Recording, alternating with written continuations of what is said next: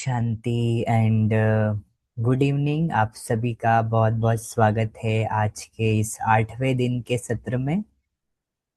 और हम काफ़ी लंबी जर्नी तय करके यहाँ तक पहुँचे हैं और सभी ने बहुत ही इन्जॉय किया होगा ज़रूर, ये हमारी आशा है।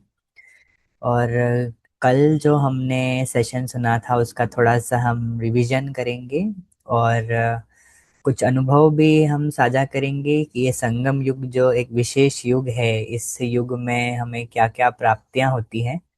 आप सभी ने ज़रूर वो देखा ही होगा आज का वीडियो जो डाला हुआ है ग्रुप में। और उस ग्रुप में हमने संगम युग की प्राप्तियां करके इसका टाइटल रखा है। तो कल हमने देखा था कि कैसे सतयुग, त्रेता युग, द्वापर युग और कल युग, ये 4 युग होते हैं और इन 4 युगों में ही हम चक्र लगाते हैं। उसको हम सीढ़ी के चित्र के माध्यम से भी हमने समझा, कैसे 84 जन्म की ये सीढ़ी है और हम कैसे जन्म बाय जन्म लेकर जो स्मॉल आई यानी हद का मैं क्रिएट करते जाते हैं और फंसते ही जाते हैं। तो शुरुआत में जब हम इस धरती पर आते हैं अदृश्य एक्टर्स बनकर, तो हमें पूरी तरह से होश रहता है कि हम कौन हैं। हम न्यारा होकर रहते हैं, हम किसी भी चीज़ को मेरा नहीं मानते, एज ए गेस्ट बन के रहते हैं। तो प्रकृति हमें संपूर्ण सुख देती है, विनाश बल का अंश भी नहीं होता है और वहाँ संपूर्ण भाग्य का बल होता है। तन मन धन जन, ये चारों प्रकार का सुख हम प्राप्त करते हैं और ये चलता है 2500 वर्ष यानी कि सतयुग और त्रेता युग में। देन आता है द्वापर युग, वहाँ से हम इम्प्रेस होना शुरू करते हैं और वहाँ से ही फॉल्स आइडेंटिटीज हमारी बढ़ती जाती हैं। झूठी पहचान, इस रोल के आधार पर पद, पोजीशन, नाम, रूप, देश, काल, कर्तव्य, इसके आधार पर हम तादात्म्यता यानी आइडेंटिटीज क्रिएट करते हैं और कलयुग के अंत में इसकी अति हो जाती है, जिसकी वजह से प्रकृति जो है विनाश बल जनरेट करती है। हद का मैं को निकालने के लिए एक एक प्रकृति के अलग अलग रूप होते हैं, जिसके द्वारा वो हमें संदेश देती है, सिग्नल देती है कि इसको निकालो। अगर नहीं निकाला तो दर्द के रूप में हमें वो अनुभव होता है। फिर आता है हमारा संगम युग, ये वो पुरुषोत्तम संगम युग है जहाँ हम अदृश्य सितारे जो एक्टर्स आए थे, फिर से वैसी ही स्थिति में आने के लिए हम जागृत होने के लिए ज्ञान सुनते हैं। और यही वो समय है जब परमात्मा स्वयं इस धरती पर आते हैं। बैकग्राउंड में आप चित्र देख रहे हैं, ऊपर परमात्मा का एक सिंबॉलिक रूप में बताया है और नीचे धरती पर ये सब सितारे जब भूल जाते हैं अपने को कि हम मेहमान हैं, तो परमात्मा आके इनको जगाते हैं ज्ञान के द्वारा। और ये जो हमने नॉलेज लिया है, इस नॉलेज से वो जागृत होते हैं। तो संगम युग का हमारा पर्सनल अनुभव ये है कि जब हम इस नॉलेज में शुरुआत में आए, तो हमें कोई ज़रूरत नहीं थी ऐसे नॉलेज सुनने की, क्योंकि लाइफ में सब कुछ अच्छा ही था कि किसी भी चीज़ की ऐसी ज़रूरत नहीं थी। जब ये शरीर की उम्र तकरीबन 14 वर्ष की थी और क्लास 9th में ही आए थे, तो हम तो दुनियावी लड़कों जैसे या दुनियावी कुमारों जैसे ही थे। उनके साथ घूमना फिरना, खाना पीना, रहना, पूरा रावण वाज रूलिंग, रावण जैसे राज्य करता था हमारे माइंड पे। क्रोध हमारा इतना जबरदस्त था कि कोई भी चीज नहीं मिलती थी या हमारे हिसाब से नहीं होती थी तो हम चीजें पटकना शुरू करना, थाली उठा के फेंकना और ये सब हम करते थे। इतना क्रोध था संस्कार में। बट जब ये नॉलेज मिली, तो जस्ट पहले दिन जब हमने सुना कि आप ये शरीर नहीं हो, आप आत्मा हो, जैसे ही हमने ये सुना तो इतनी खुशी होने लगी अंदर से, जैसे कि जो चाहिए था वो मिल गया है। वैसे कोई तमन्ना नहीं थी, बट अंदर से आत्मा को जन्म जन्म से उस नॉलेज की जैसे प्यास थी और वो उसको मिला। देन हमारा विशेष एक अभ्यास शुरुआत के दिनों में होता था कि आत्मा शांत स्वरूप है। जब इसका गहराई से अनुभव किया तो क्रोध अपने आप ही कर्मों से खत्म होने लगा, फिर वाणी से खत्म होने लगा और फिर संकल्पों के लेवल पे भी खत्म होने लगा। तो इस लेवल पर अपने आप परिवर्तन आना शुरू हो गया। और जब हम इस ज्ञान को और गहराई से समझते गए और परमात्मा के साथ का अनुभव कि भगवान हमारा साथी है और कैसे वो हर स्टेप्स पर हमको मदद करता है, तो उसके भी बहुत विचित्र अनुभव रहे हैं, वो भी बहुत डिटेल्स का विषय है, बट शॉर्ट में हम यही कहेंगे कि बाबा यानी हमारे जो पिता है, आत्मा के सच्चे पिता, उनसे जो अतीन्द्रिय सुख का अनुभव होता है, परमात्मा मिलन का जो अनुभव होता है, वो अतीन्द्रिय सुख ने अंदर से आत्मा को इतना भरपूर कर दिया कि जैसे बाहर की चीजें अपने आप ही प्राप्त होती है, हमें मेहनत नहीं करनी पड़ती कि बाहर हम ये इसके चाहिए वो चाहिए, अंदर से तृप्त हो जाती है आत्मा। तो इतनी छोटी उम्र में हमें ये भाग्य मिला कि हमको भगवान के साथ का अनुभव करने का ये संगम युग मिला वरदान के रूप में, और भगवान के गोदी में जैसे हम पल रहे हैं ऐसा अनुभव होता है। और जब हमने इस ज्ञान को और गहराई से समझा, जो हमने 7 दिन का कोर्स लिया है अभी, उसको जब हमने और गहराई से समझा कि कैसे ये ड्रामा है, ये फिल्म है, तो इसका लेटेस्ट अनुभव ये रहा कि पहले हम इस दुनिया को जैसी दुनिया है वैसे ही देखते थे, जैसे पत्थर बुद्धि। इवन नॉलेज में आने के बाद भी हमें स्पष्ट नहीं पता था कि ये ड्रामा है, और हम यहाँ नाटक करने अदृश्य एक्टर्स आए हैं, और पत्थर बुद्धि ही यूज करते थे। योग लगाने में भी हम न यहाँ से ऊपर जाने का अभ्यास करते थे हमेशा, मतलब अपने को रोल समझ के ईगो बेस्ड इफर्ट चलता था। लेकिन जब ये नॉलेज स्पष्ट समझ में आई तो पता चला कि हमको शुरुआत ही उस दुनिया से करनी है, योग मेडिटेशन में, और वहाँ का रहने वाला अपने को समझना है, और यहाँ आते हैं हम थोड़े समय के लिए मेहमान बन के, ऐसा अनुभव करना। तो जब हमने ये पारस बुद्धि का अभ्यास बढ़ाया, और जब ये स्पष्ट हुआ कि ये फिल्म है, ये बनी बनाई फिल्म है, यहाँ कुछ भी हमें इंटरफियर भी करने की ज़रूरत नहीं है। इवन हमारे पार्ट को चेंज करने की जो हम मेहनत करते हैं, हम परेशान होते हैं इस पार्ट को चेंज करने के लिए, वो भी करने की ज़रूरत नहीं है। लेकिन होश में आना, इस फिल्म को फिल्म की तरह देखना और इससे न्यारा हो जाना, ऑडियंस बन जाना, अदृश्य ऑडियंस, वो अदृश्य आत्मा वो बन जाना, और साक्षी होके इस फिल्म को देखना। जब हम इस स्मृति में आने लग गए तो अंदर से एक जैसे कि सारे बंधन छूट गए। मन के जो बंधन थे, इच्छाएं थी, तमन्नाएं थी ये ठीक करने की, या बड़ी बाहर की प्राप्तियां करने की, बट जब वो साक्षी अवस्था में हम आए तो हमें एक बहुत बड़ा गिफ्ट जैसे मिला। इतना सुंदर ये संसार है, कितना सुंदर फिल्म बनी हुई है, बनी बनाई बन रही है, और इतना डिटेल है इस फिल्म में, एक एक चीज बड़ी सोफिस्टिकेटेड रची गई है, सिस्टमेटिक, स्टेप बाय स्टेप बनी गई है सारी चीजें। इसका एक अनुभव था हमारा कि ये फिल्म बनी बनाई है, इसका प्रूफ हमको एक अनुभव के द्वारा हुआ कि एक बार हम कार से जा रहे थे, तो उसमें उस दिन हमारे लौकिक माता पिता हमारे शहर में आ रहे थे। उन्होंने कॉल किया कि आप मिलने आ सकते हो क्या हमसे, बट हम कहीं इंगेज थे सेवाओं में, तो हमने कहा कि आज थोड़ा मुश्किल हो पाएगा, हम मिल नहीं पाएंगे। बट जब हम कार से एक सेंटर पे जा रहे थे कुछ सेवा अर्थ उस दिन, तो जब हम उस कार से गए तो वो सेंटर हमको मिल नहीं रहा था, कहाँ है बहुत ढूंढ रहे थे, मतलब अराउंड 1 आवर, 1 घंटा हमको लगा उस सेंटर को ढूंढने में। और वो जब सेंटर में हम गए, जब सेंटर से सेवा पूरी करके जब हम रिटर्न आ रहे थे, तो हमने क्या देखा कि वो हमारे लौकिक माता पिताजी की कार, वो हमारे आगे ही चल रही थी रोड पे।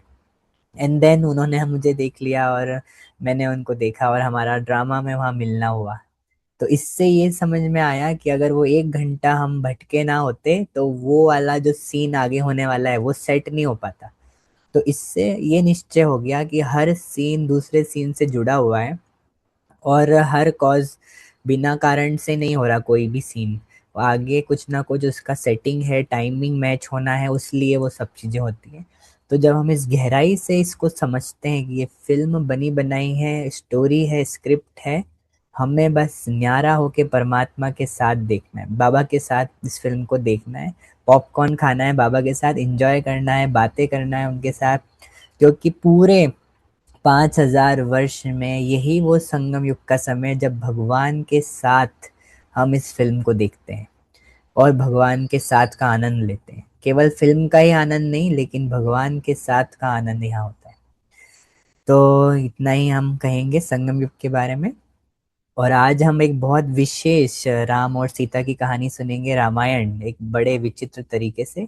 और फिर हम परमात्मा के महावाक्य भी सुनेंगे। तो अभी हम रिक्वेस्ट करेंगे किरण दीदी को कि वो आगे का सत्र शुरू करें। Thank you.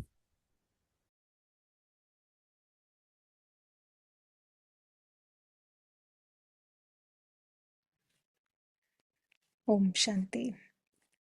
Thank you Tirthanshu भाई, बहुत इंस्पायरिंग है आपकी स्टोरी। स्पेशली आप कितने यंग एज में बाबा ने आपको ढूंढा। हम इस तरह से कहते हैं कि बाबा टच करता है आत्मा को, और ये टचिंग किसी भी प्रकार से हो सकती है।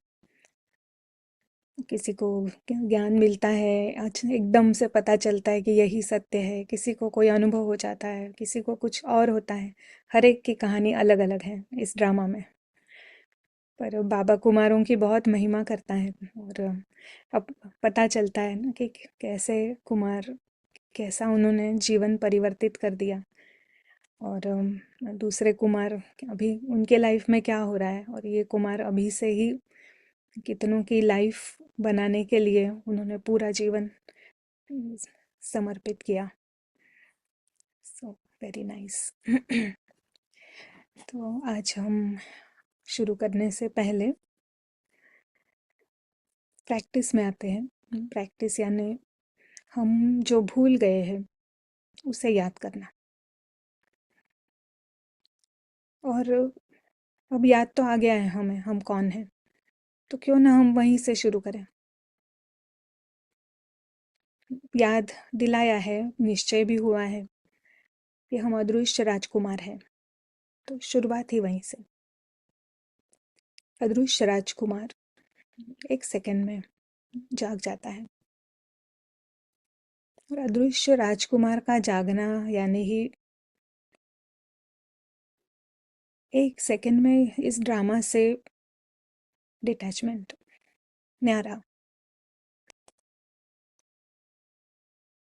और उसे इमीडिएट स्मृति आती है कि मैं कहाँ का हूँ, यहाँ का नहीं हूँ तो कहाँ का हूँ। तो एक सेकंड में परम धाम, परम धाम में, अपने घर में मन बुद्धि से वो वहाँ है जहाँ गोल्डन रेड लाइट, बेहद का ये घर, कोई हदें नहीं है, चारों ओर प्रकाश ही प्रकाश। ड्रामा बिल्कुल नीचे है, एक अलग ही डायमेंशन है। इस डायमेंशन में उसका वाइब्रेशन भी नहीं है। अनादि घर, आत्मा का अनादि अस्तित्व, 100% सिक्योरिटी का अनुभव, कोई डर नहीं है। यहाँ हर चीज अनादि है। घर अनादि है, यहाँ की रहने वाली अदृश्य सितारे जो एक परिवार है, यहाँ पिता है, सब अनादि अस्तित्व। और अनादि के लिए पवित्र,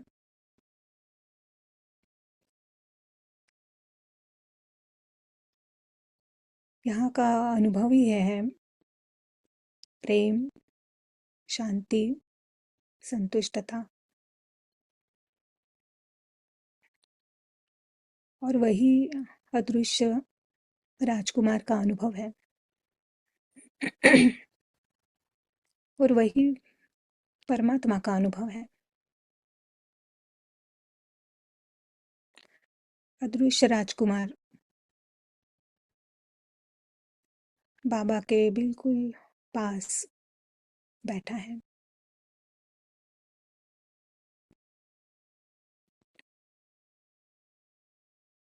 बिल्कुल सुकून का अनुभव। कोई भी इस समय ड्रामा का थॉट आ ही नहीं सकता है, क्योंकि जो कुछ उसे चाहिए वो ऑलरेडी उसके पास है। सारे खजाने जो बाबा का है, सब उसका है।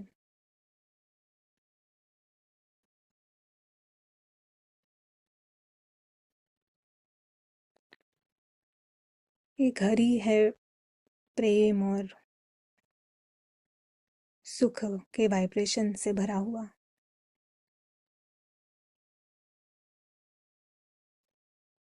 सभी एक समान, सभी के अनुभव एक समान, सभी की पर्सनैलिटी एक समान। रॉयल बीइंग्स, फरिश्ता आत्माएं, जहाँ पे कोई दुख का अंश नहीं, कोई चिंता नहीं, कोई भी इच्छा नहीं, अतीन्द्रिय सुख।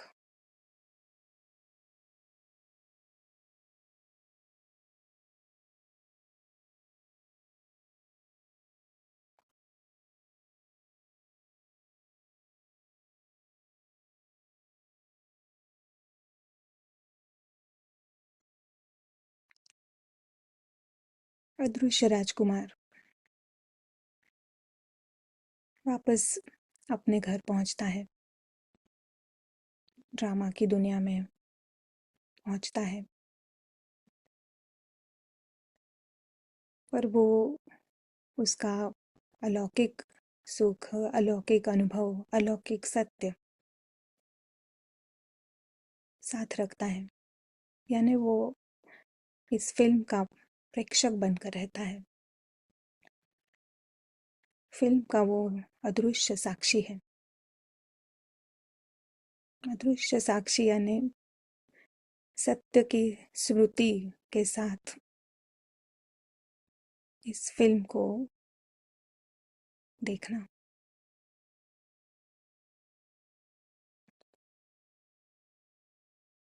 तो वो कभी भी खुशी खो नहीं सकता। सब प्यारे लगते हैं, सब अच्छे हैं। फिल्म भी ब्यूटीफुल है, वंडरफुल है। सब शुभ है, शुभ कामना, शुभ भावना के हर एक जाग जाए।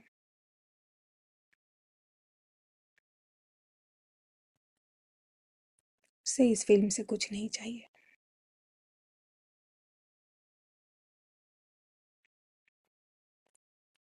ओम शांति।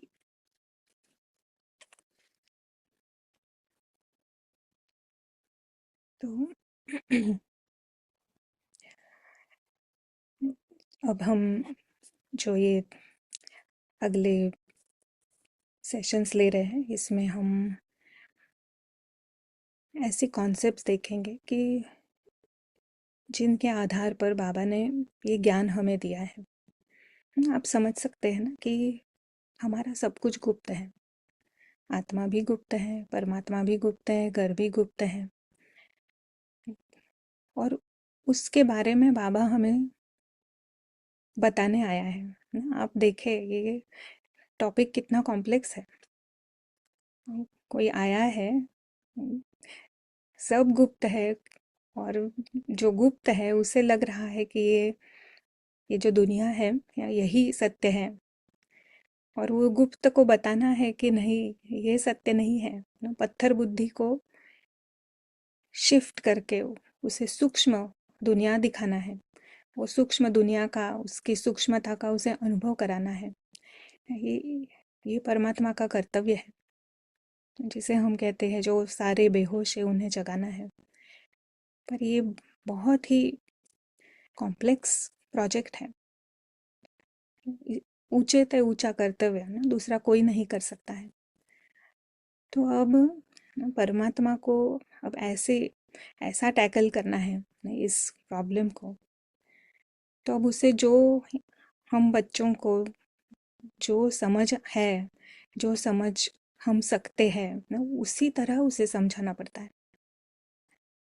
नहीं, छोटे बच्चे को ABCD जब शुरू करते हैं तो उसको A फॉर एप्पल ही बोलना पड़ेगा ना।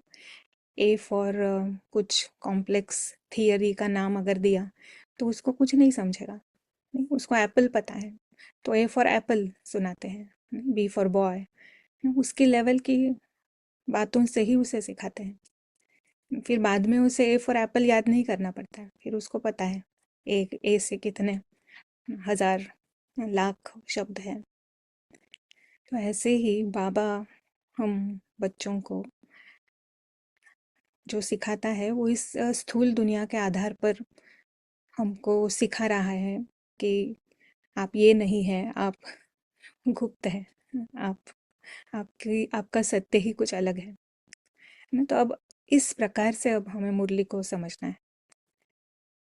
तो क्योंकि अब अगर हमें अभी सत्य समझ में ऑलरेडी आ गया है, तो मुरली को समझना एक्चुअल में काफ़ी आसान है। जब सत्य नहीं समझता है तो ये डिफ़िकल्ट है। बट अब तो हमारे लिए इट्स लाइक मक्खन निकला हुआ है, और सिर्फ हमें अब और गहराई से देखना है कि बाबा के क्या डायरेक्शंस है, बाबा क्या गहराई से क्या सुनाना चाहता है। तो अभी इस प्रकार हम मुरली को सुनेंगे ना, यानी बाबा कहता है कि मैं आत्माओं से बात करने आया हूँ, क्योंकि आत्माएं ही है जो बेहोश है, और आत्माओं को जगाना है। पर जब हम बेहोश होते हैं तो हमें लगता है कि बाबा ये किरण से ही बात कर रहा है, और हमारा सारा पर्सपेक्टिव किरण का होता है। पर फर्स्ट थिंग टू अंडरस्टैंड कि बाबा आत्मा से बात कर रहा है, बाबा उस राजकुमार के साथ बात कर रहा है, और फिल्म का जो रेफरेंस है वो केवल समझाने के लिए दे रहा है। ये ये बहुत इम्पॉर्टेंट अंडरस्टैंडिंग है मुरली को समझने के लिए। और तो इस प्रकार से फिर बाबा अनेक उदाहरण लेते हैं कि अम, जैसे आज हम देखने वाले हैं रामायण की कहानी। तो रामायण की कहानी बाबा ने इस कहानी से, इस स्टोरी में से ही ली है, पर उस कहानी के द्वारा जो हमें पता है, बचपन से हमने सुनी है, अब बाबा हमें अलग ढंग से सुना रहा है। उसका ही यूज़ वही किया है, वही चीज़ है जो हमें पता है, बट बताने का जो जो लक्ष्य है ना, इससे हम क्या देख पाए ना, वो अलग है। तो लेट अस सी कि बाबा रामायण की कहानी को किस प्रकार यूज़ करता है मुरलियों में। आपको कोई क्वेश्चन है तो आप ज़रूर पूछें।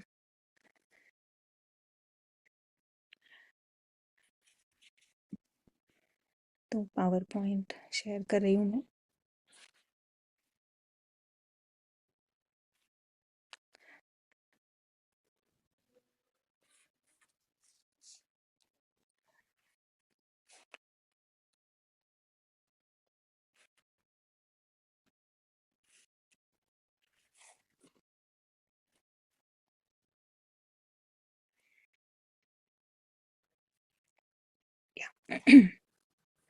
तो रामायण की कथा सबको पसंद है, पता भी है।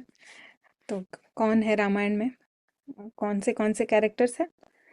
एक है सीता, सीता के साथ है राम, और कौन है? रावण, राइट। ये तीन कैरेक्टर से रामायण की कथा बनी है। कोई भी कहानी में एक हीरो होता है, एक विलन होता है, और एक हीरोइन होती है। सारे ये 3D फिल्म के अंदर जो भी कहानियां बनी है इसी आधार से बनी है। हर एक का प्लॉट काइंड ऑफ यही होता है, हीरो, हीरोइन और एक विलन, है ना? तो राम और सीता का अपना राज्य है, और रावण का अपना अलग राज्य है। रावण का काम है दुख देना और दुख लेना, यही उसका काम। हर एक गवर्नमेंट की कोई ना कोई स्कीम होती है ना वो उसके लिए वो काम करते हैं। तो रावण का काम यही है, दुख लेना, दुख देना। और राम के राज्य में, सीता के राज्य में, वहाँ तो दुख का नाम निशान ही नहीं है, उनको पता ही नहीं है दुख क्या है ना, केवल सुख शांति, अम, बिल्कुल बेस्ट लाइफ है हर एक की। ऐसा उनको बाहर की दुनिया से उनको कुछ भी नहीं चाहिए ना, एकदम सेल्फ सफिशिएंट, ऐसे एकदम सुख में जी रहे हैं वो। पर ये जो रावण है ना, उसको चैन नहीं आता है कि दूसरे कैसे सुख में है। उसका प्लान रहता है कि ना, जो जो सुख में है उनको मैं दुख में लेके आऊं। ये तो उसके लिए रात दिन उसकी अलग अलग स्कीम्स वो निकलता है। तो ये लाइन है इग्नोरेंस की लाइन, रावण यानी अज्ञान। और तो रावण क्या करता है? रावण अ, भेजता है सुनहरे हिरण को।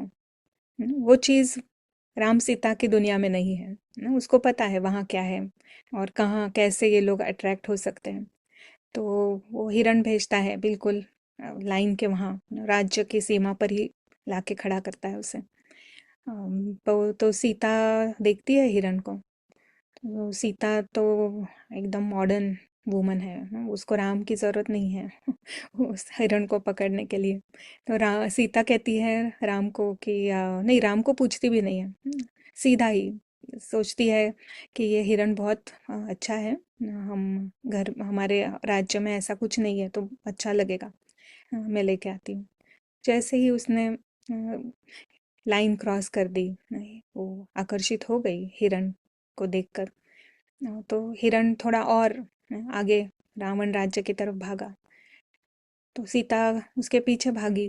फिर और दूसरी दूसरी चीजें उसे दिखने लगी। क्या क्या दिखा होगा? सोना, mobile. I think mobile was the number one attraction. भागी जोर से। और जैसे ही वो अंदर अंदर अंदर आने लगी, और चीजें उसे दिखाई देने लगी। तो फिर रावण ने उसे पकड़ लिया। जो अपने राज्य में जो क्वीन थी, वो अभी यहाँ पे रावण राज्य में गुलाम बन गई रावण की। और रावण भी कोई एकदम ऐसा वैसा नॉर्मल व्यक्ति नहीं, ऑर्डिनरी नहीं है। उसके बहुत सारे शीश, 10 10 चीज तो कहने के लिए, बट उसके है अनगिनत शीश। तो रावण सीता को एकदम उसने परेशान करके रखा है। रावण की अनेक इच्छाएं हैं, रावण के अनेक डिजायर्स है। उसको गुस्सा बहुत आता है, लोभी भी है, क्रोधी भी है, अहंकारी भी है, नंबर वन अहंकारी है, कामी भी है। सारे सारे अवगुण उसके अंदर है। तो ये सीता को भगाता रहता है, उसकी इच्छाएं जैसे जैसे उसकी इच्छाएं होती है वो पूरा करने के लिए वो सीता को भगाता है। उसको नाम भी चाहिए, मान भी चाहिए, सब चाहिए। रावण को खाना भी बहुत पसंद है, नहीं से पैसा, पैसा बहुत है उसके पास, रिच है, पर और चाहिए और चाहिए। तो सीता को भगाता है, नहीं यहाँ से लाओ, वहाँ से लाओ, ये करो वो करो। सीता बिल्कुल थक गई है क्योंकि बहुत सारे आकांक्षा है रावण की। तो एकदम ही थक गई है अभी, पहले उसको अच्छा लग रहा था बट अब एकदम थक गई।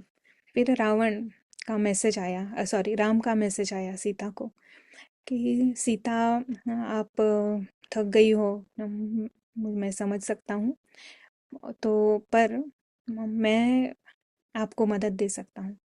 अगर आप आना चाहती है तो ये कंडीशन है कि फैसला सीता को करना है कि अगर आप इस रावण राज्य से बाहर निकलना चाहती है तो मैं मदद करूँगा। पर रावण भी चालाक है ना, उसको मालूम है कि राम आ सकता है कभी भी।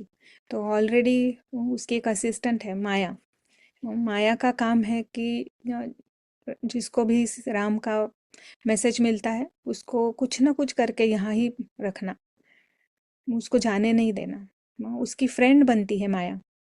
माया जैसे रावण तो उसको दुख दे रहा है बट माया उसकी फ्रेंड बनती है। और उसको सीता को लगता है ये है, यही है जो मेरी सब बातें समझ सकती है। और सीता उसका सब मानती है बहुत इजीली। तो माया इस तरह चालाक है। वो है ना, सीता सो, सोच रही है कि अब ना यहाँ से मैं निकलूं। तो माया उसको अनेक अनेक बातें सुनाती है नहीं जाने की। तो अब है ना, ये रावण जो है ना, तो रावण के जो सिर है ना, ये आप क्या समझते हैं ना, अब तक जो भी हमने सुना, एक्चुअली ऑलरेडी हमने इसके बारे में समझा भी है, बट फिर भी ना वापस रिफ्रेश करते हैं।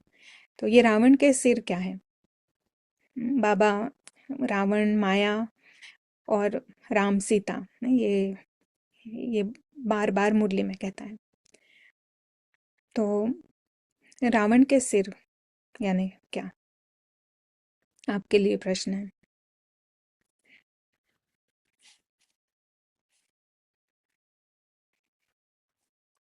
क्या हो सकता है रावण के सिर? पांच विकार। आंसर सारे हैं पांच विकार। ओके। रील्स। अच्छा। ओके। Short videos. हाँ। ओके। अच्छा, लेट्स गो बैक। हाँ, ये राम कौन है?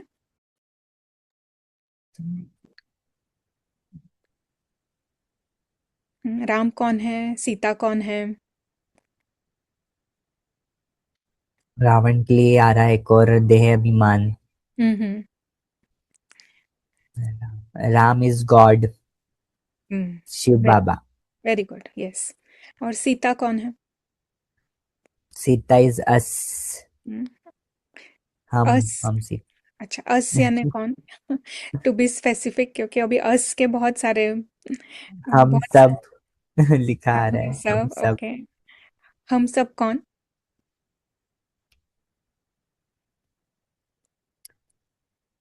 द इनविजिबल स्टार्स, अदृश्य सितारे। या वेरी गुड, यस ना, हम सभी अदृश्य आत्माएं ना, सीताएं हैं। और राम है हमारा पिता, अम, राजाओं का राजा, और सीता है रानी। तो फिर अब रावण क्या है? देह अभिमान वो सब आपने कहा, वेरी गुड। और पांच विकार भी कहा। और जो हमने सुना 7 दिन में, आपको क्या लगता है कि रावण के सिर क्या हो सकता है? दिखाई देते हैं पांच विकार जैसा कुछ?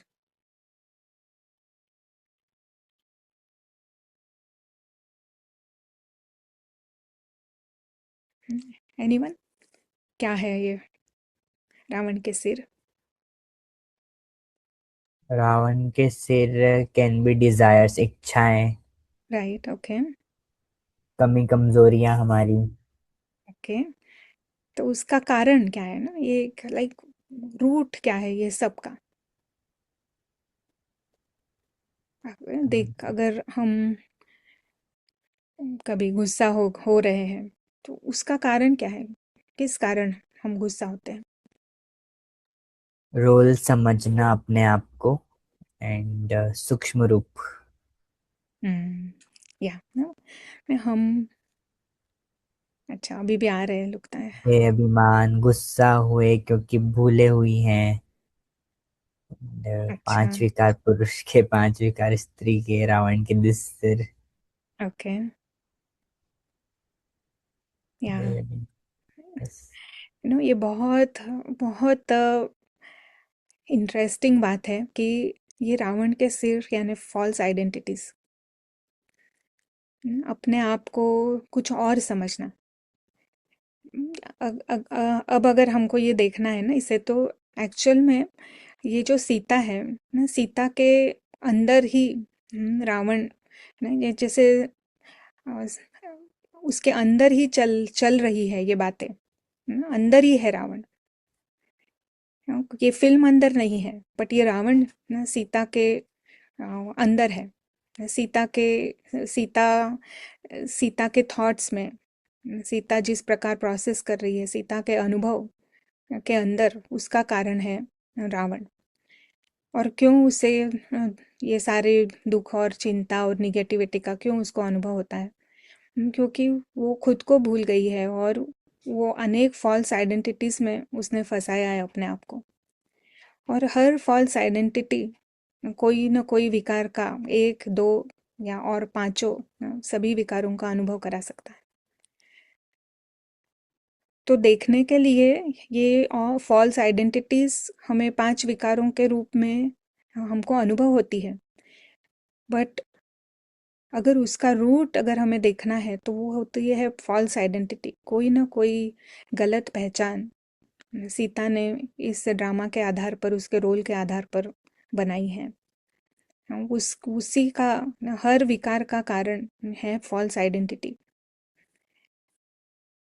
तो सिर्फ अगर हम कहेंगे बस अभी मुझे गुस्सा नहीं करना है, तो वो क्यों नहीं सक्सेसफुल होता है? क्योंकि हम देखते नहीं है कि उसके पीछे का कारण है कोई ना कोई फॉल्स आइडेंटिटी। मुझे अगर कोई चिंता है, से बच्चे की चिंता है, बच्चा तो है नाटक में, पर चिंता क्यों हुई? क्योंकि मैंने खुद को माँ समझा।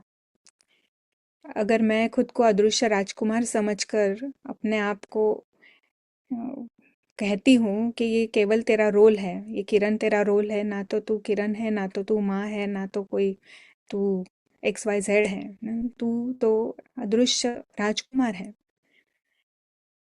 तो फॉल्स आइडेंटिटी जो मदर की थी, वो अगर वो अदृश्य राजकुमार पहचान लेता है तो उसी समय वो क्रोध मुक्त हो सकता है। सिर्फ कहेंगे कि क्रोध मुक्त होना है, क्रोध मुक्त होना है, वो जब तक हम उस रूट को नहीं समझते हैं ना, तब तक 100% क्रोध मुक्त होना डिफिकल्ट है। जैसे रितांशु भाई ने भी सुनाया कि वो शांत स्वरूप आत्मा है, उन्होंने प्रैक्टिस की तो कुछ हद तक उनको शांति का अनुभव हुआ होगा, बट 100% क्रोध मुक्त होने के लिए उनको उनकी फॉल्स आइडेंटिटीज को देखना पड़ा। और वो वही उन्होंने कहा कि जब ये इस प्रकार से उनको ज्ञान समझ में आया ना, तब सच्चा सच्चा सच्चे मुक्ति का अनुभव होता है। अदरवाइज बहुत टाइम तक हम शांति का अनुभव करते हैं, बट अचानक कोई सीन आता है ड्रामा में और एकदम हम हमारा मदर होने का सिर एकदम ऊपर आ जाता है। फिर सारे अदृश्य राजकुमार के सब अनुभव ज़ीरो हो जाते हैं और फिर वो मदर मदर प्राउड भी हो सकती है, मदर गुस्से में भी हो सकती है, मदर को मोह भी हो सकता है, मदर को चिंता भी हो सकती है, दुखी भी हो सकती है, कुछ भी हो सकता है मदर अगर खुद को समझती है तो। पर अगर अदृश्य राजकुमार है तो उसको केवल सुख का ही अनुभव है, उसको केवल शांति का अनुभव है, क्योंकि वो उसे पता है सामने जो कुछ हो रहा है सारा ड्रामा है। तो ये बहुत समझने की बात है कि इस रावण के सिर को समझना, कौन सा रावण का सिर है जिसके कारण जो अनुभव हो रहा है वो है कोई ना कोई विकार। हम्म, और फिर माया क्या है?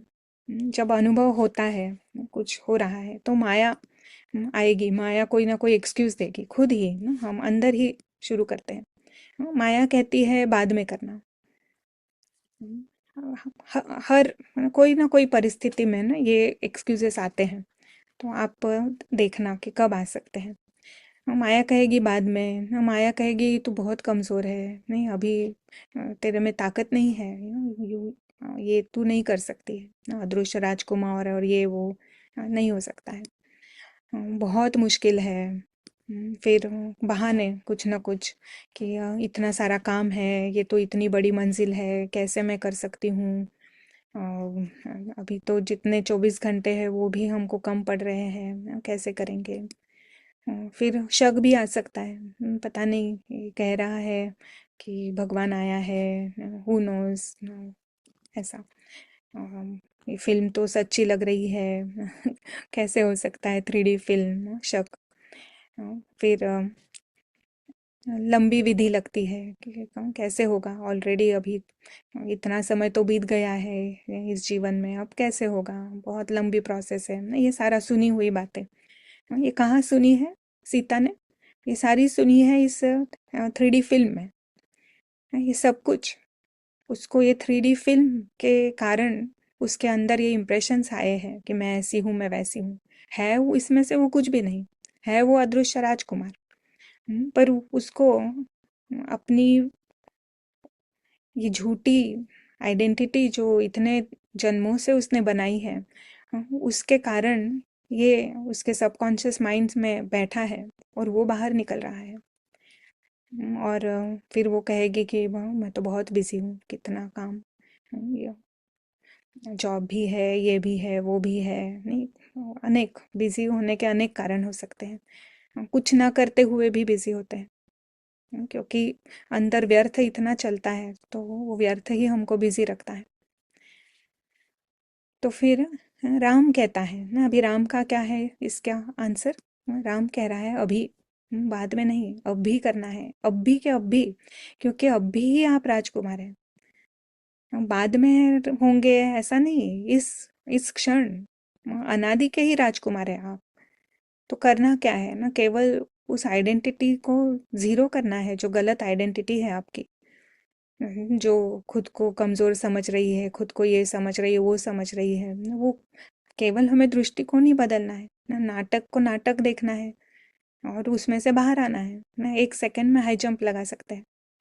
तो राम कहता है अभी करो, टाइम नहीं, बाद में नहीं, अभी।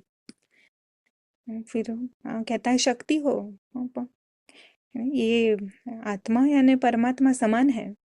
इतनी शक्तिशाली आत्मा केवल विस्मृति के कारण, जो सबकॉन्शियस माइंड में जो हमने इम्प्रेशंस बनाए हैं इतने सारे रोल्स को प्ले करते करते, तो इसके लिए हमें लगता है हम कमज़ोर है, पर वो बाबा कह रहा है आप तो एकदम शक्तिशाली है, शिव शक्ति।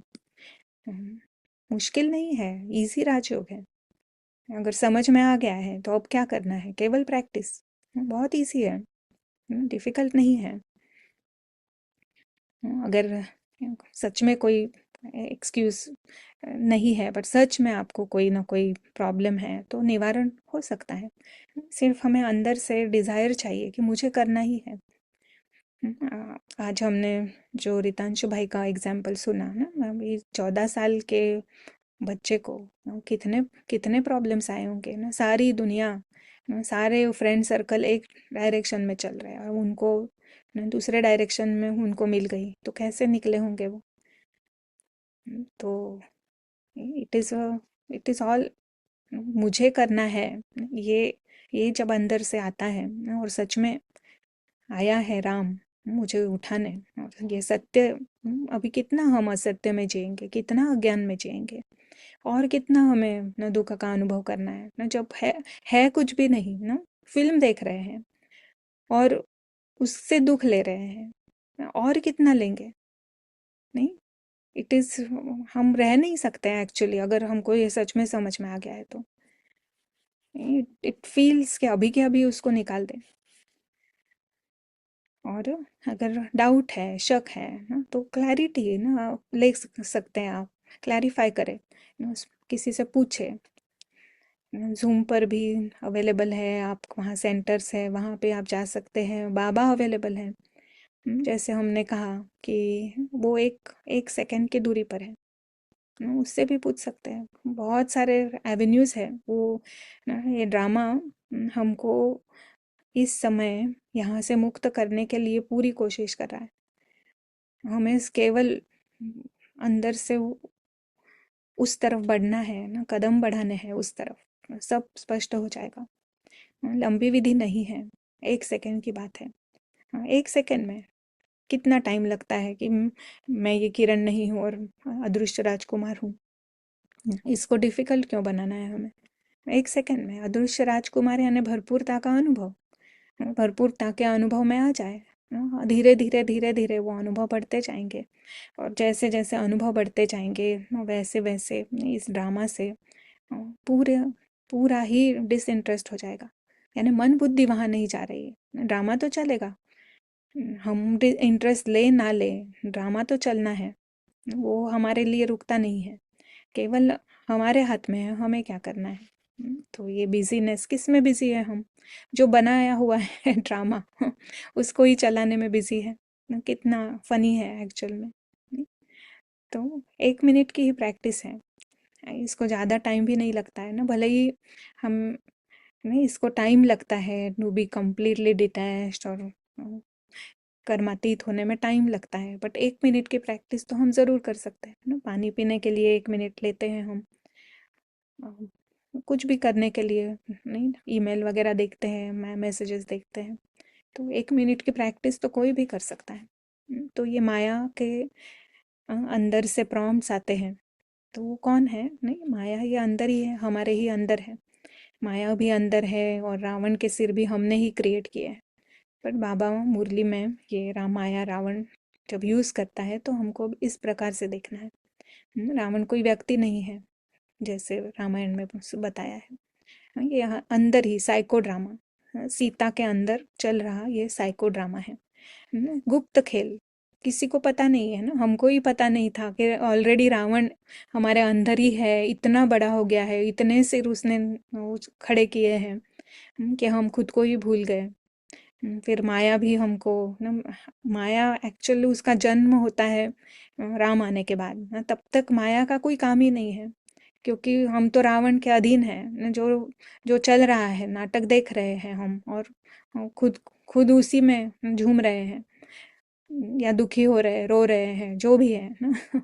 यहाँ से निकलने का तो किसी का ट्राई ही नहीं है, आज तक किसी ने किया नहीं है। जब तक बाबा नहीं आता है तब तक कोई यहाँ से निकलने का ट्राई नहीं करता है। निकलने का ट्राई इन द सत्य समझकर यहाँ से निकलने का ट्राई। तो रावण तो बढ़ रहा है कब से, बट माया का खेल अब शुरू होता है जब बाबा का संदेश हमें मिलता है और आत्मा सीता चाहती है कि अब मैं यहाँ से निकलूं। तो गुप्त खेल, अभी माया भी मैदान में आ गई है। तो खेल है, और राम को खेल की पूरी जानकारी है। अगर राम के डायरेक्शन पर चलेंगे, तो ये गेम जीत जाएंगे। और जो गेम ये जीतता है उसको मैनी बर्थ्स के लिए इनाम है, बहुत बड़े बड़े प्राइजेस। और इसी जन्म में, एक्चुअल में अभी, इसी टाइम, इसी संगम युग पर हमें ऐसे हीरे तुल्य अनुभवों का एक भंडारा बाबा देता है। तो और वो फिर वो अनुभव, ये न्यारा प्यारा, एकदम लकी होने का, भाग्यशाली होने का अनुभव, भरपूरता का अनुभव लेकर फिर आत्मा जब सतयुग में उसका पार्ट खुलता है, तो वो 21 जन्म वो चलता है उसके साथ। पर अभी क्या है, अभी सारे ही अनकॉन्शियस है ना, सभी बेहोश। पता ही नहीं है वो कौन है, राम कौन है, रावण कौन है। हम समझ रहे हैं ये कहानी जो हमने सुनी है भक्ति में ना, वही है ये। बट सच में रावण से छुड़ाने के लिए अभी राम आया है। तो हम किसका साथ देंगे? नहीं, राम का साथ देना ही है। और फिर सीता फिर जब जागती है, आत्मा जब जागती है, तो उसको समझ में आ जाता है कि वो कौन है। अदृश्य राजकुमार है, अविनाशी है, अति सूक्ष्म ज्योति बिंदु है। उसका घर अनादि है, वो बिल्कुल स्वतंत्र है इस 3D वर्ल्ड से। भौतिक दुनिया, ये सारा यहाँ का है, उसका कुछ भी नहीं है। ये रावण राज्य है, इसको बाबा कहता है रावण राज्य। और वो किसी भी हानि से परे है, उसे कोई भी हानि नहीं पहुंचा सकता है, कितने भी रावण के सिर बढ़ जाए।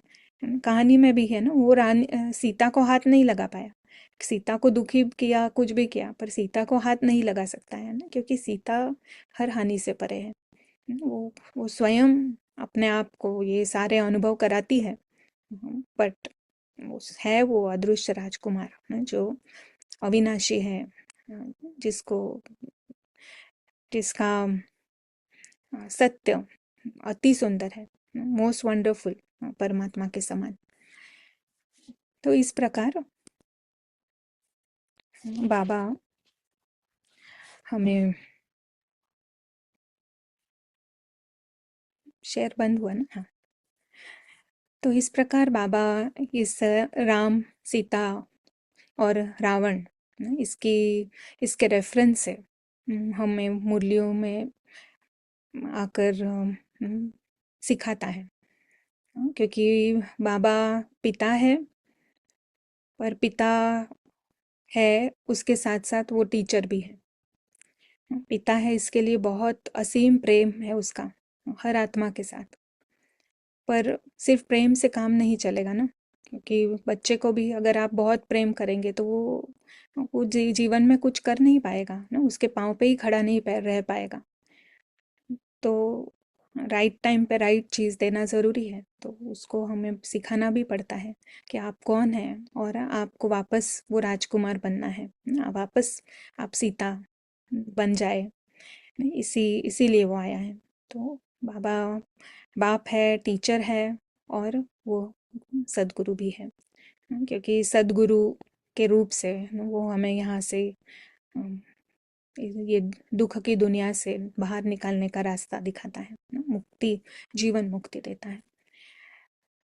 तो हम मुरली पढ़ेंगे, उसके पहले आपको कोई क्वेश्चन है? बहुत बहुत आसान लगता है ना अभी ये समझ के साथ, जब हम मुरली पढ़ते हैं तो बहुत मज़ा भी आता है ना, कैसे कैसे बाबा माँ बच्चों के साथ बात करता है, कैसे पढ़ाता है। और जब मुरली, आई थिंक मेजॉरिटी जिन्होंने भी फीडबैक दिया, ऐसा लगा कि ऑलरेडी आपने ये ज्ञान लिया हुआ है। और जिन्होंने नहीं लिया है तो उनको, उनके लिए कि बाबा के सामने बहुत छोटे छोटे बच्चे थे, जैसे रितांशु भाई जैसे आए उस एज वाले ही बच्चे थे। और वो उस टाइम के 1936 में, तब तो पढ़ते भी नहीं थे, अब लड़कियों को तो पढ़ाते भी नहीं थे, maybe at the most matric तक ही पढ़ती थी लड़कियां। तो ऐसे छोटे छोटे बच्चों के साथ, और फिर माताएं तो अज्ञानी थी ना, तो ऐसों के लिए ना बाबा का कार्य कितना कितना डिफिकल्ट था, और है भी अभी भी ना। अभी ऐसे साइंस बुद्धि के साथ बाबा को लड़ना पड़ता है। पहले थे वो भोले भाले थे, अभी बदल गए हैं। पर वो है परमात्मा, और उसको पता है ये वर्क होना ही है और होगा ही। तो जैसे जैसे समय बदलता गया ना, वैसे वैसे बाबा का ज्ञान देने का तरीका भी बदला। तो 1936 से लेकर 1969 तक, जब तक ब्रह्मा बाबा थे साकार में ना, साकार में यानी शरीर में ब्रह्मा बाबा थे, तब तक ब्रह्मा बाबा के थ्रू जो मुरलियाँ चलाई बाबा ने, शिव बाबा ने, वो उनको कहते हैं साकार मुरलियाँ। और 1969 के बाद जो मुरलियाँ चली दादी गुलजार के शरीर के थ्रू, उसमें बाप और दादा दोनों, यानी ब्रह्मा बाबा अव्यक्त हो गया यानी फरिश्ता बन गया, और बाप और दादा यानी शिव बाबा और ब्रह्मा बाबा दोनों कंबाइंड रूप में दादी गुलजार के थ्रू मुरलियाँ चलाते हैं, तो उनको कहते हैं अव्यक्त मुरली। आपको पता चलेगा, मेजॉरिटी को तो पता है। तो ये बाप, जो बाबा कहता है वो है शिव बाबा, वो खुद के लिए कह रहा है। और दादा यानी ब्रह्मा बाबा, दादा यानी बड़ा भाई। तो हमारे यहाँ कोई गुरु नहीं है ना, एक ही सदगुरु, जो जो शिव बाबा है ना, बाबा द्वारा हमने ये सुना। तो वो है हमारा बड़ा भाई। बड़े भाई ने करके दिखाया ना, पिता ने जो कहा वो उसने किया, और वो फरिश्ता बन गया, तो हमारे लिए वो सैंपल है। इसलिए हम बाप और दादा, तो ब्रह्मा बाबा है दादा। तो ऐसा एग्जाम्पल भी हमारे साथ है नहीं है, बाबा स्वयं अव्यक्त रूप में हमारे साथ है। एक वन थॉट अवे, अगर हमारी डिज़ायर है, मुझे समझना ही है, मुझे मुझे यहाँ से बाहर निकलना ही है, ये डायमंड लेवल के अनुभव मुझे करने ही है, तो बाबा है आपके साथ, ये गारंटी है। ये हो नहीं सकता है कि वो आपको साथ नहीं देगा। हम्म। और हम ये जो सुख है इससे वंचित ना रह जाए ना, इतनी वंडरफुल अपॉर्चुनिटी है आत्मा को, हर आत्मा को ये अनुभव करने की। तो ना कितना कितना लॉस हो जाएगा ना, अगर हमने सही टाइम पर इसका साथ नहीं दिया, तो ना बाबा का साथ नहीं दिया, बाबा हाथ दे रहा है, और अगर हम पकड़ते नहीं है उस हाथ को, तो ना लॉस तो हमारा ही होगा। क्योंकि बाबा ने कहा कि एक कदम आपका और 1000 कदम मेरे। तो ये 1000 कदम बाबा देता ही है। तो हम मुरली पढ़ेंगे। देयर इज ए क्वेश्चन, आप क्वेश्चन लेंगे या आप मुरली कंटिन्यू करेंगे? अम, दिल पर क्या है प्रश्न? प्रश्न है कि परम धाम में ज्यादा देर तक बुद्धि फिक्स कैसे करें, कुछ देर ही रह पाते हैं। हाँ ना, बहुत अच्छा क्वेश्चन है। क्या है ना, बुद्धि को खींचने वाला क्या है ना, अब एक्चुअल में हमको है ना रूट ही समझना है। बुद्धि से अगर समझेंगे प्रॉब्लम को, तो आंसर हमारे पास है। हम- अगर हम परम धाम में बुद्धि नहीं टिका सकते, यानी बुद्धि कहाँ है? बुद्धि नाटक में है। तो नाटक है जो बुद्धि को खींच रहा है। तो ये रावण के जो सिर है, जिसको आत्मा को लगता है कि वही मैं हूँ, डिफरेंट डिफरेंट आइडेंटिटीज। आप कभी भी देखेंगे कि क्यों मेरा मन ड्रामा की तरफ जा रहा है, कोई ना कोई आइडेंटिटी के आधार पर संकल्प आते हैं। थॉट से ही हम ऊपर जाते हैं और थॉट से ही हम नीचे आते हैं। तो अगर उस थॉट को, अगर हम थोड़ा देखें कि क्या था, वो कौन सा थॉट है, और वो किसने किया, कौन सी आइडेंटिटी ने वो उस थॉट को जन्म दिया, तो पता चलेगा।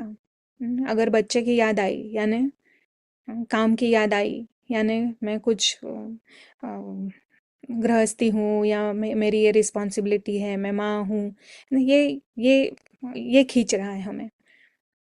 तो मैं तो वो हूँ ही नहीं। जितना हम उसके ऊपर जोर देंगे, जितना हम अपने आप को समझाएंगे ना, जो विस्मृति हो गई है ना, उसको जितना हम बताएंगे कि नहीं ना, आप ये नहीं हैं, आप अदृश्य राजकुमार हैं ना, तो बच्चे जैसा है मन, उसको जितना हम सुनाएंगे उतना उसके लिए हमें उस फॉल्स आइडेंटिटी को पकड़ना जरूरी है। तो अगर उसको समझा देंगे नहीं, मैं वो हूँ नहीं, और वो ड्रामा में है, चल रहा है, मुझे मुझे परम धाम में रहना है। ये हमारा इंटरनल काम है। और ना धीरे धीरे ना, जैसे जैसे हम अपने आप को इस प्रकार से, इस ड्रामा से डिटैच करके ना ऊपर की तरफ बुद्धि लगाते हैं, तो और वहाँ से सुख हमें मिलने लगता है, तो ऑटोमेटिकली ये जो नीचे वाली जो ड्रामा की कहानी है, ये हमको फिर खींचती नहीं है। इसमें इसमें से हमारा मन उठ जाता है। अभी ये सच लग रहा है ना, इसलिए हम नीचे की तरफ हैं। तो उत्तर यही है ना, यहाँ यहाँ की अम, असत्यता को देखना, अज्ञानता को देखना, यहाँ एक केवल कहानी है, इस इसको बार बार अपने आप को समझाना, हम्म, और परम धाम में जाना, यही आंसर है। प्रैक्टिस करेंगे उतना उतना ये पारस बुद्धि स्ट्रांग होगी ना, ये पारस बुद्धि का ही काम है। पारस बुद्धि को ही समझ में आता है कि ये नाटक एक waste of time, worth not a penny, कुछ नहीं है यहाँ पे। बाबा अनेक शब्द कहता है, कब्रिस्तान है, क्या और प्रीतांशु भाई क्या क्या शब्द लेता है बाबा? वो अच्छी या अच्छी दुनिया। टीच या गुड़ियों की दुनिया, कुछ नहीं है यहाँ पे, वो हमको। चरपट्टी। हाँ, कीचड़ पट्टी, ये सब हमको खुद को सुनाना है कि कहाँ मन लगा के बैठे हैं। तो जब ये आत्मा को प्रैक्टिस कर करके समझ में आएगा, फिर कौन लगाएगा यहाँ पे मन? तो एक वो जो पारस बुद्धि है वो अभी कमजोर है, इसलिए फिर वहां जाते हैं हम। वो स्ट्रांग होती जाएगी तो फिर इजियर है मन बुद्धि को परम धाम में रखना। जितना समय हम सत्य के साथ टाइम स्पेंड करेंगे ना, राम के साथ टाइम स्पेंड करो। विचार सागर मंथन करना है, मुरली पढ़ना है, कोई ना कोई अटेंशन से बार बार जागृत होना है, होश में रहने का 100% मन से ट्राई करना है। एक एक मिनट की प्रैक्टिस, मेहमान की प्रैक्टिस, एक्टर की प्रैक्टिस, खिलाड़ी की प्रैक्टिस, ये जितना जितना हम करेंगे उतना परम धाम में फिर रहेंगे ही, क्योंकि दूसरा कोई स्थान ही नहीं है। वही है हमारा स्थान, और बाबा तो हेल्प करता है। क्या इज दैट क्लियर? नहीं, क्योंकि हमारा हमारे लिए पुरुषार्थ और कोई नहीं कर सकता है ना, हमें ही करना है। वो बाबा खुद भी नहीं कर सकता है, वो मदद देता है। It is clear. Thank you. Okay, तो हम पढ़े।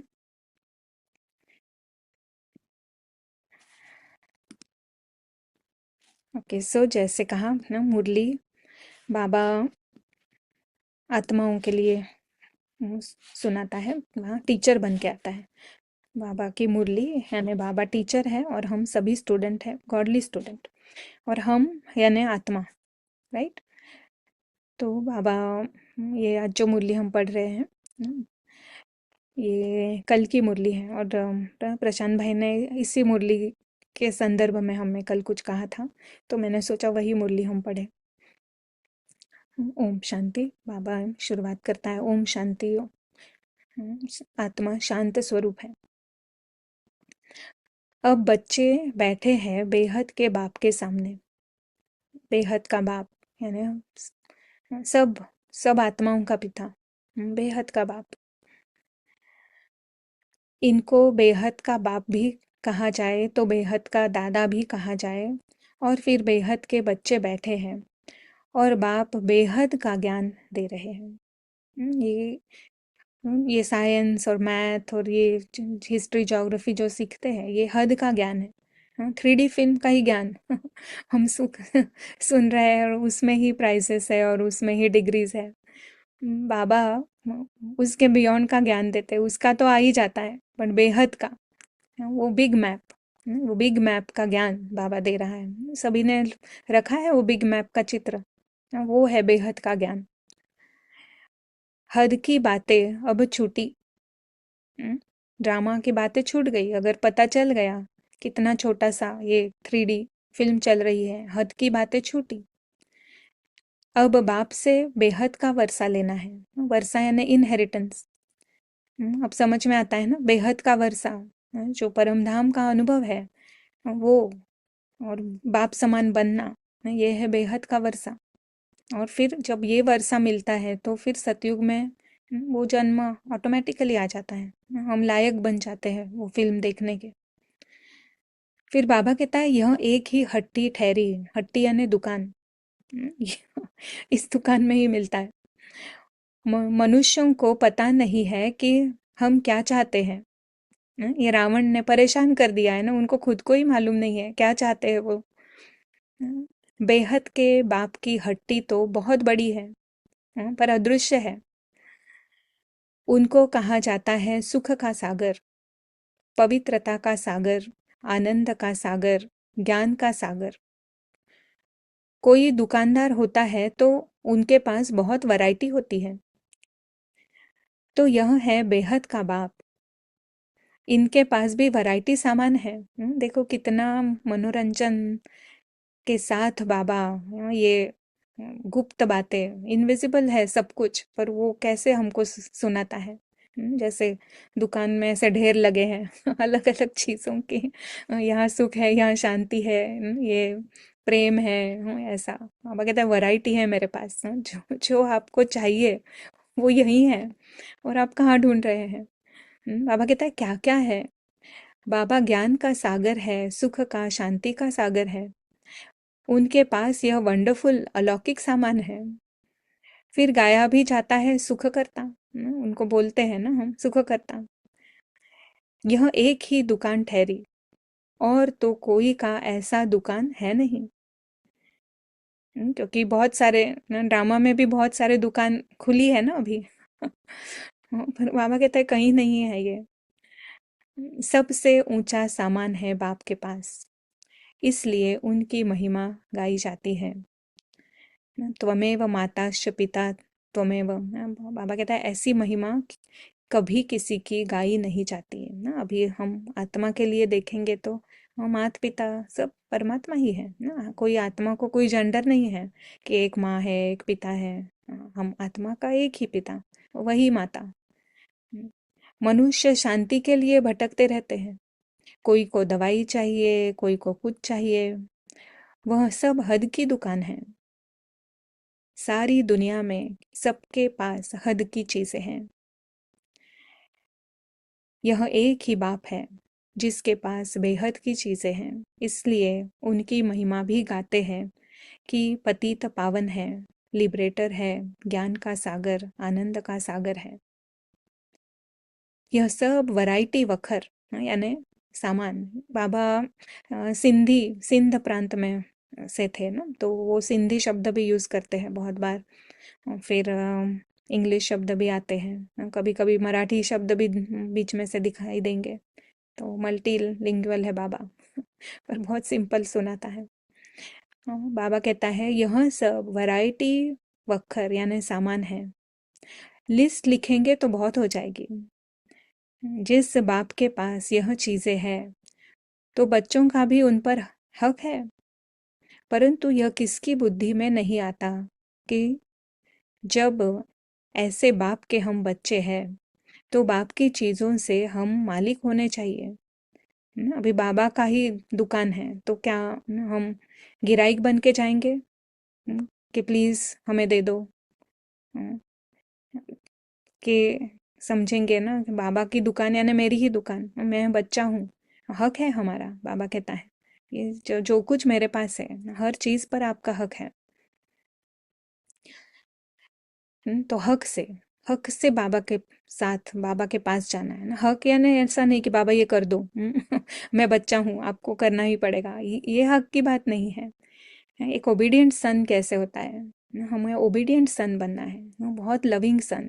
समझना है कि वो क्या कह रहा है, मुझे कैसे करना है, उसे कहते हैं अधिकार से, with respect, full respect, full understanding. ऐसे इस तरह से हमें बाबा का बच्चा बनना है। तो बाबा कहता है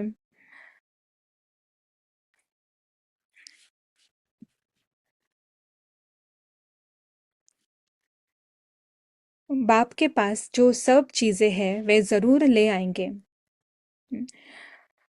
उनके पास लेने लिए तो जा नहीं सकते। बाबा कहते हैं मुझे पता है आप परमधाम आ नहीं सकते हैं तो मैं ही लेके आया हूँ सब कुछ।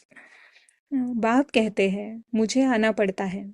कल्प कल्प कल्प के संगम पर मैं आकर तुमको सब चीजें दे जाता हूँ। हम जो तुमको वखर यानी अगेन सामान देता हूँ वह फिर कभी मिल नहीं सकती। कितना क्लियर बाबा सुना रहा है ना। ये इसी समय, जिस समय बाबा का पार्ट खुला है ना, हीरो एक्टर आया है सब कुछ देने, तो अभी अभी ही लेने का समय है। आधा कल्प के लिए तुम्हारे भंडारे भर जाते हैं। कौन से भंडारे? आत्मा का क्या भंडारा है? जैसे ही हम देखते हैं ना, आत्मा कि तुम्हारे भंडारे भर जाते हैं ना, अगर ईगो सुन रहा है ना, किरण सुन रही है, बीके किरण भी सुन रही है, तो उसको एकदम सतयुगी दुनिया ही नजर आती है ना। पर सतयुगी दुनिया में पहुंचने के पहले की स्टेप है आत्मा का भरपूर होना, आत्मा को फरिश्ता बनना। तो आत्मा जो फरिश्ता बनती है वो है आधा कल्प के लिए भंडारा बनना, वो आगे चलता है एकदम स्ट्रेट। सतयुग में आत्मा नहीं पहुंच सकती है, ये अभी के अनुभव है।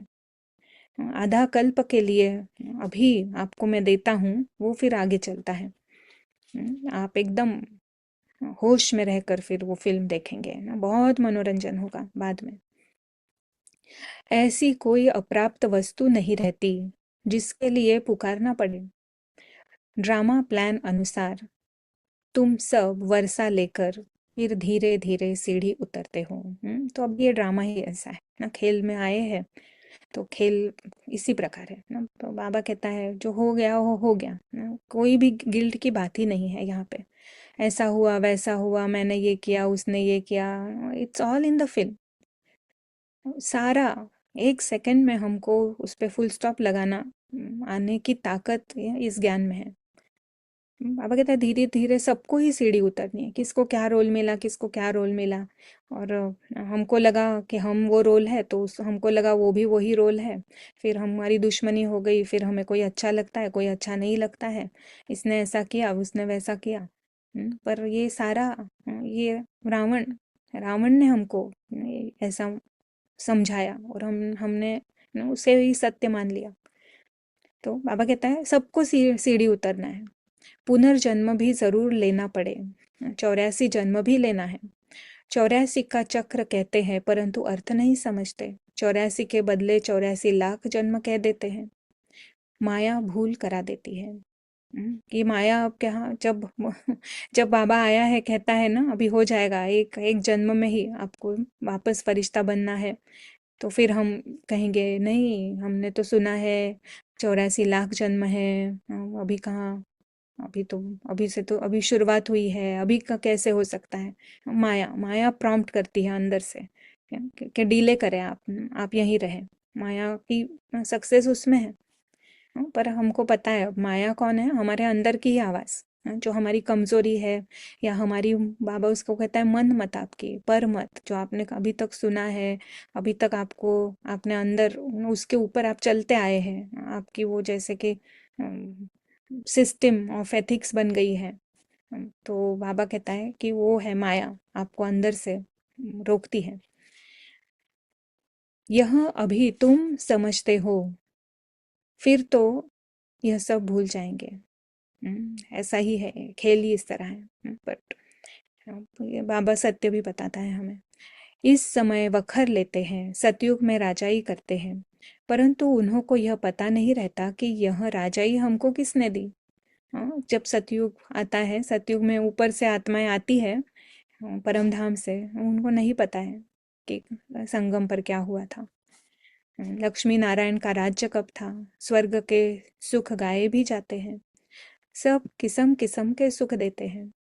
इसमें जास्ती कोई, इससे जास्ती कोई सुख नहीं होता। फिर वह सुख भी प्रायलोप हो जाता है। आधा कल्प के बाद रावण आकर सब सुख छीन लेते हैं। अभी हमको समझ में आया ना रावण क्या है। आधा कल्प बॉडी कॉन्शियसनेस से भी ज्यादा सोल कॉन्शियस रहे हम। सतयुग के साम पहले, सतयुग के टाइम तो फुल सोल कॉन्शियस, पर धीरे धीरे आकर्षण में आ जाने आने लगी आत्माएं ना। सीताएं, हिरण को देखा सीता ने, आकर्षण में आ गई। फिर धीरे धीरे धीरे रावण राज्य में आते आते अलग अलग फॉल्स आइडेंटिटीज बनाई उसने। और फिर आधा कल्प के बाद उसने समझ लिया मैं तो सीता ही हूँ, सॉरी मैं तो ये यहाँ की नौकरानी हूँ, गुलाम। खुद को शरीर समझ लिया, रोल समझ लिया ना, तो फिर रावण ने सारे सुख छीन लिए।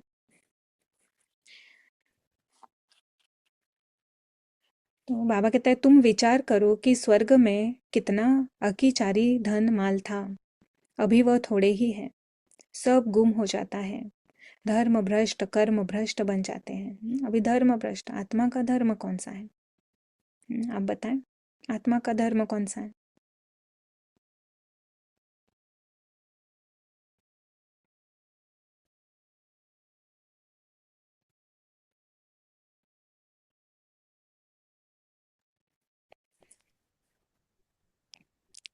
क्या कहेंगे आत्मा का धर्म? शांति।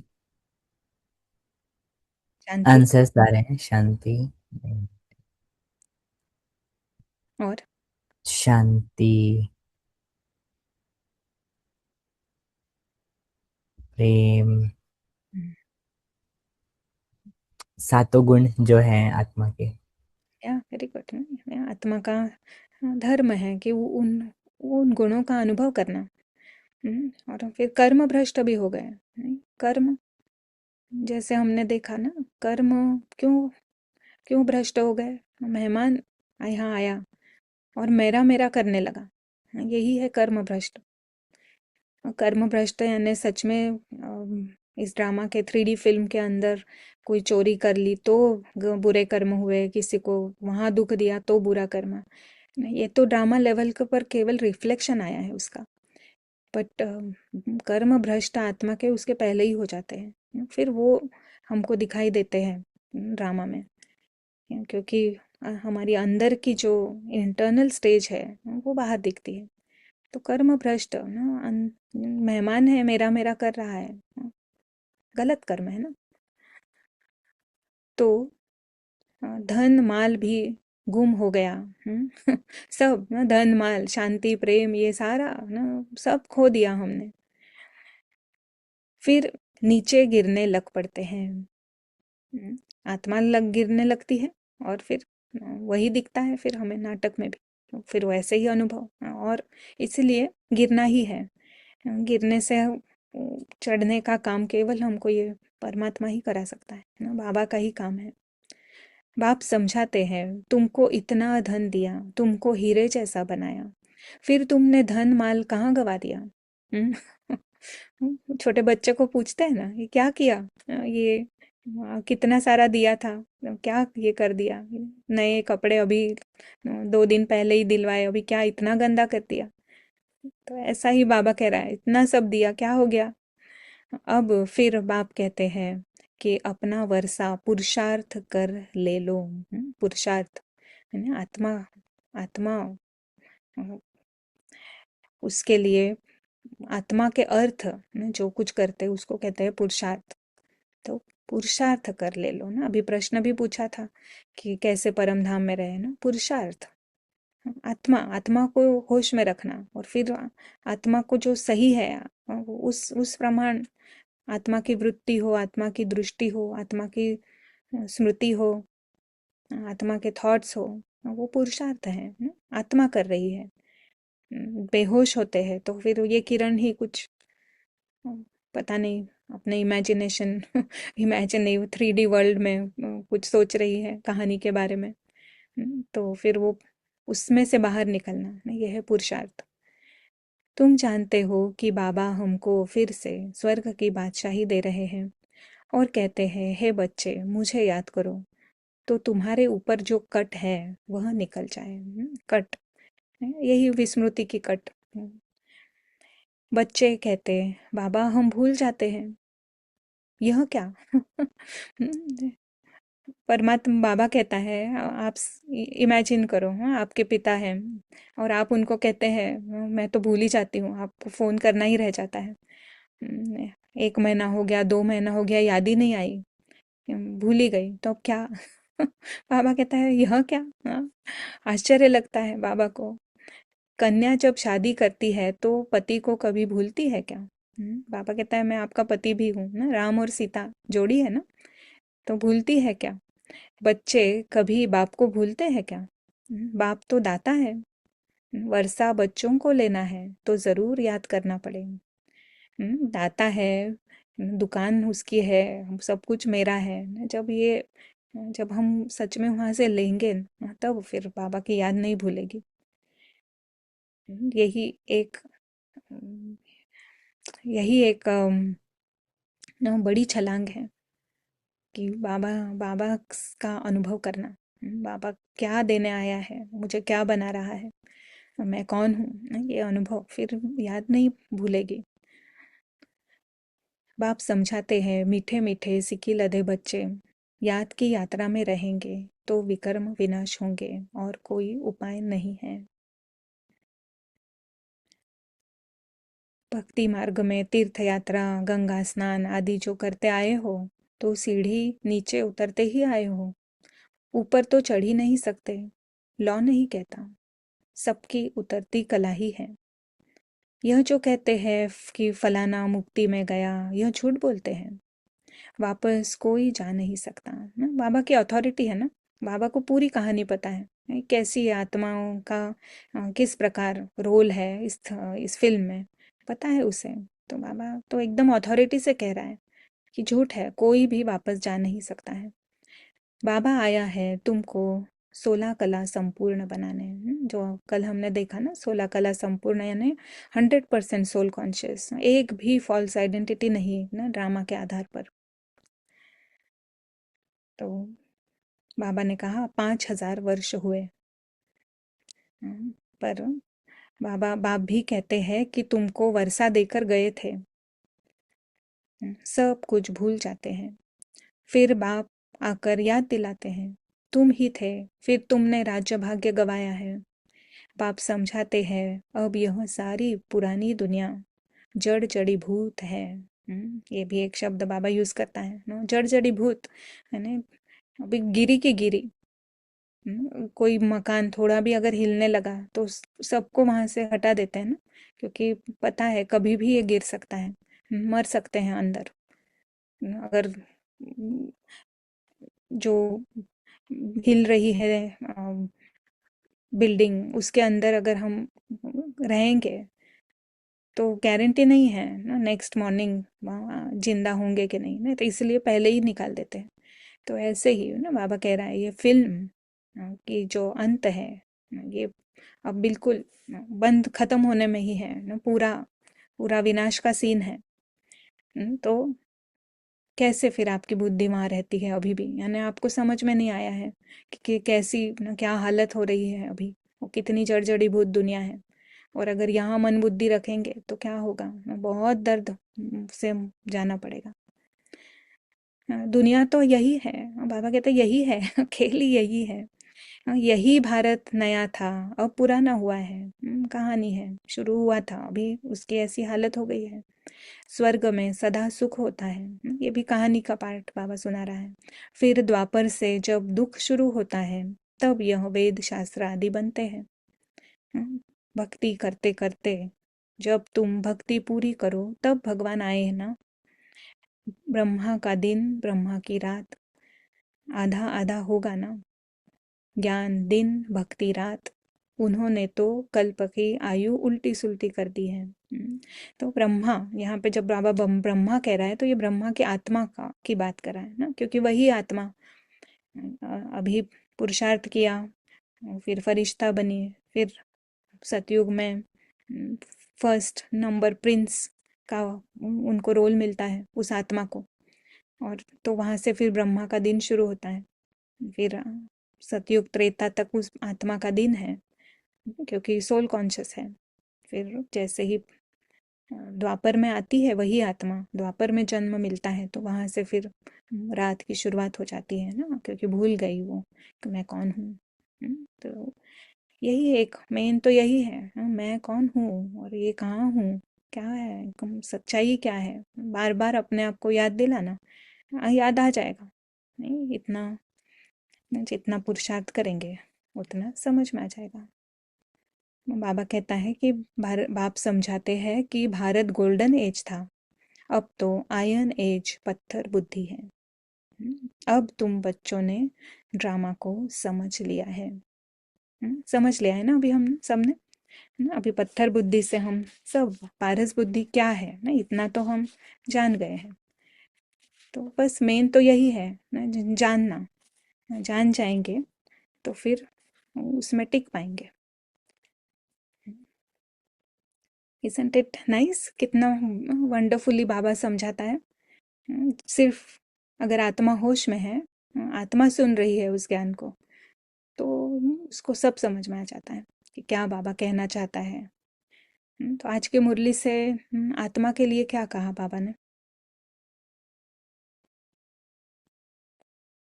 एक तो कहानी बाबा सुनाता है कि किस प्रकार ये फिल्म क्या है, इसकी कहानी वो सुनाता है। आत्मा के लिए क्या कहा बाबा ने।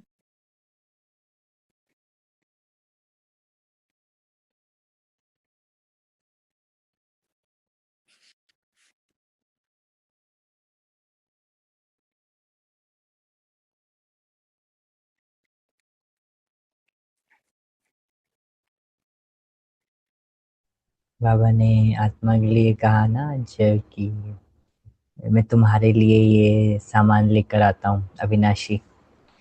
सो Baba is telling to the soul, आत्मा के लिए। तो तुम्हारे लिए ये रोल के लिए नहीं है खजाने हैं, दिस इज फॉर सोल। हम्म, या वेरी गुड। नहीं यही कन्फ्यूजन हो गया ना हमारा, ये इस नाटक की दुकानों में हम भटक रहे हैं। बाबा कहता है सच्चा सामान तो मेरे पास है आओ देखो इसे और ले लो, आपका ही है। और यहाँ यहाँ पे जो कुछ है सारा जड़ जड़ीभूत हो गया है। यहाँ पे बुद्धि रखेंगे तो बहुत धोखा खा जाएंगे। राइट। या कमेंट था आया में कि मैं भूल गई है अपने स्वरूप को। या नहीं, बाबा ने कहा क्या, मैंने कितना दे के भेजा आपको। क्या थे आप, क्या हो गया। हम्म, बच्चे को जब देखेंगे ना एकदम मैला हो गया है, ब्लीडिंग भी हो रही है, रो भी रहा है, पता नहीं मट्टी भी लगी है सिर पे, पहचान में भी नहीं आ रहा है बच्चा, तो पेरेंट क्या कहेगा, क्या हो गया। नहीं, बाबा ना ऐसा ही देख रहा है बच्चों को, क्या हो गया मेरे बच्चों को। राइट, तो इस प्रकार से हमको बहुत मनोरंजन की तरह ना मुरली को सुनना है, और जितना हम सुनेंगे ना उतना हमको याद रहेगा कि हम कौन हैं और बाबा आया है। क्योंकि अगर ये मुरली रोज नहीं सुनते हैं हम, तो भूल जाते हैं। मुरली सुनने के बाद भी कितना टाइम हमको ये याद रहता है, नहीं, ये भी बहुत चैलेंजिंग क्वेश्चन है अपने आप को पूछने का। तो इसलिए बाबा की ये हाँ, नियम है। अगर आपको इस दुनिया से बाहर निकलना है, तो आपको मुरली का अभ्यास रोज करना जरूरी है, क्योंकि वो स्वयं परमात्मा हमको उस दिन के लिए सुना रहा है। और अटेंशन रखना पूरे दिन के लिए फिर आसान होता है, नहीं तो फिर ड्रामा में ही फंसी हो जाती है आत्मा, सीता। या और कुछ कहना है रितांशु भाई, आपको कुछ ऐड करना है? यस, जो आपने एक बात कही थी कि जब हम इस मुरली को, बाबा के महावाक्यों को रोज सुनेंगे, तब भी आत्मा जैसे होश में आएगी, क्योंकि एक बार में जागृत होने वाला नहीं है। क्योंकि मार्क्स भी जो मिल रहे हैं हमें, वो इस आधार पर ही है, पुरुषार्थ आप कितना करते हो। आपने एक बार सुन लिया और कुछ पुरुषार्थ नहीं किया, तो रावण ऑलरेडी बहुत पावरफुल है, तो वो तुरंत ही इंचार्ज बन जाता है हमारे मन बुद्धि संस्कार का। लेकिन जब हम रोज़ रोज़ राम क्या कह रहा है, उसके एंटीट्यूड्स क्या हैं, रावण के अलग अलग, जो जैसे हमने देखा माया कंफ्यूज करती है सीता को, तो सीता को पता ही नहीं है कि माया क्या क्या किस किस रीति से कंफ्यूज कर रही है, थॉट्स के रूप में आती हैं, बहानेबाजी और ये सब। लेकिन बाबा का अल्टरनेटिव उत्तर क्या है इसके लिए, वो हमें मुरली से ही मिलता है। जितना हम मुरली सुनेंगे, पढ़ेंगे और चिंतन करेंगे, तो हमें ये सारे उसके जो वो शस्त्र हमको मिलते हैं जो माया को परास्त कर सकते हैं। तो ये बहुत ज़रूरी है रोज रोज सुनना मुरली। Thank you. Very nice, yeah thank you. तो फिर हम यही समाप्त करेंगे। हाँ, हमको एक कोई स्टोरी बतानी थी, तो या यस। वेरी नाइस स्टोरी हम देखते हैं। सभी को इंस्पिरेशन आया ना, मुरली कैसे नए दृष्टिकोण से हम सुन सकते हैं, कितना उसमें माल भरा है। और ऐसा ही हम नए नए कॉन्सेप्ट्स समझेंगे आगे। Thank you. जैसे ही सेकंड मिलता है ना, अदृश्य राजकुमार की पहचान में आ जाता है। अदृश्य राजकुमार, अब देखे इसे। ऊंची चेतना क्या है, इस कहानी के माध्यम से आसानी से समझा जा सकता है। कहानी एक खेत में एक कीड़े की है। एक कीड़ा सुअर की पीठ पर बैठा था और वहां रेंगते हुए उसे मिट्टी का एक टुकड़ा मिलता है। वह बहुत प्रभावित है कि उसने एक बड़ी जमीन खोज ली है। इसके बाद वह वहां बाड़ बनाने और नोटिस लगाने में व्यस्त हो गया। उसके नाम की जमीन का दावा कर रहा था। एक चील नीचे आती है और कीड़े से पूछती है, क्या तुम आकाश में आना चाहते हो? क्या तुम चील बनना चाहते हो? कीड़े ने कहा, आकाश? आकाश में क्या है? चील ने उत्तर दिया, मैं तुम्हें बादलों से परे की दुनिया दिखाऊंगा। मैं तुम्हें सूरज दिखाऊंगा। मैं तुम्हें घाटियां दिखाऊंगा, पहाड़ दिखाऊंगा। तुम पेड़ देखोगे, जानवर देखोगे, मैं तुम्हें सूअर भी दिखाऊंगा, तुम सूअर को ठीक से देख पाओगी। कीड़े ने कहा, यह तो बहुत अद्भुत है, लेकिन मुझे यह अद्भुत ज़मीन मिली है, मैं इस ज़मीन को छोड़ना नहीं चाहता। यह बहुत ही दुर्लभ चीज़ है। मैं अभी भी आकाश में आने पर विचार करूँगा, लेकिन 1 सप्ताह बाद आऊँगा। तब तक चील चली जाती है और अनुरोध के अनुसार 1 सप्ताह के बाद लौटती है और कीड़े से पूछती है, क्या तुम आकाश में आना चाहते हो? क्या तुम तैयार हो? कीड़े ने उत्तर दिया, मुझे और ज़मीन मिली है। ये बहुत ही निराला समय है, नए अवसर हैं, इसलिए इस बार मैं नहीं आ सकता। मैं व्यस्त हूँ, मैं सफल हूँ, लेकिन 1 और सप्ताह के बाद हम फिर से प्रयास कर सकते हैं। चील आसमान में ऊंची उड़ान भरती है और फिर 1 हफ्ते बाद लौट आती है और पूछती है, क्या तुम आसमान में आने के लिए तैयार हो? कीड़े ने उत्तर दिया, अब मेरी ज़मीन में कुछ दरारें पड़ गई हैं, मैं दरारें ठीक करने में व्यस्त हूँ। मुझे खुद यहाँ मदद की ज़रूरत है, इसलिए बेहतर होगा कि मैं आकाश के बारे में ना सोचूं। तो कीड़ा सूअर की पीठ पर कीचड़ में ही रह जाता है। यह कहानी हमें चेतना के 2 स्तरों के बारे में बताती है। हर एक के पास ये चुनाव है। कीड़े के पास सफलता और प्रगति के अपने विचार हैं। वह अपनी खुशी का अनुभव करता है। निष्पक्ष रूप से देखा जाए तो चील के जीवन और कीड़े के जीवन के बीच कोई तुलना नहीं है।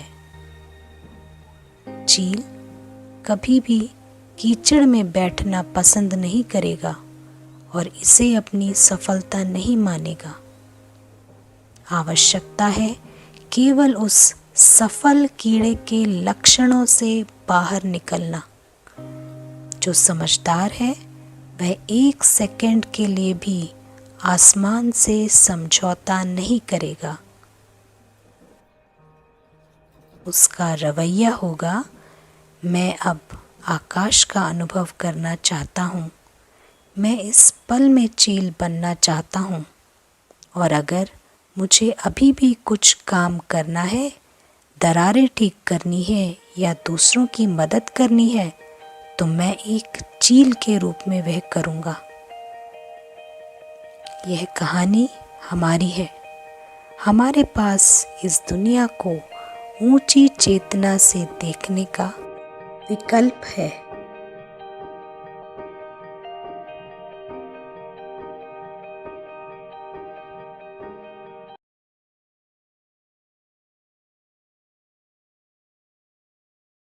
भी ने ये कहानी के माध्यम से समझा कि कैसे हम निचली चेतना में अगर रहते हैं तो एक सीमित दायरे में रह जाते हैं, लेकिन जब हम चील के दृष्टिकोण में आते हैं तो हम ऊंची चेतना का अनुभव करते हैं।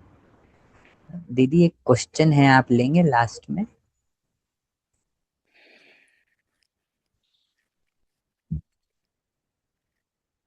ओके।